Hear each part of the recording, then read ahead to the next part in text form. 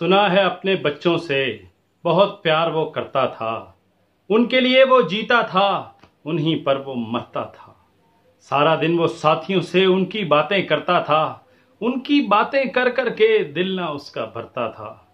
कल सुबह वो अगले हफ्ते आने के वादे के साथ चूम के उनकी पेशानी, थाम के उनके प्यारे हाथ, उनकी खातिर रिज्क कमाने सीमेंट फैक्ट्री पहुंचा था। फैक्ट्री का मजदूर था लोगों, यही उसका पेशा था।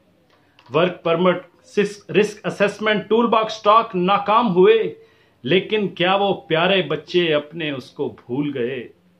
9 इंच की दीवार पे खड़े होकर एक रस्सी से वो एक पंप को खींच रहा था लोगों अपनी जिंदगी से।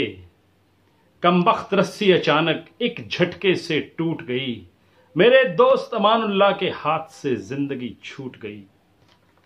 इस रस्सी के संग जुड़ी थी उन ख्वाबों की ताबीरें, बाप के सांसों से जुड़ी उन बच्चों की तकदीरें।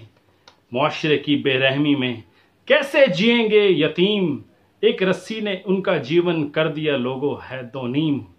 ए फैक्ट्रियों के मजदूरों, ए मेरे सब साथियों, मेरी बात को रब का वास्ता दिल के कानों से सुनो।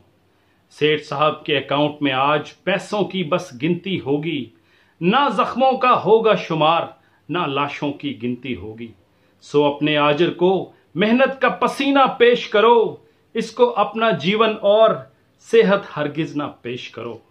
कल आजिर को तुम्हारी जगह मजदूर नया मिल जाएगा, पर तुम्हारे फूलों को वो साया ना मिल पाएगा।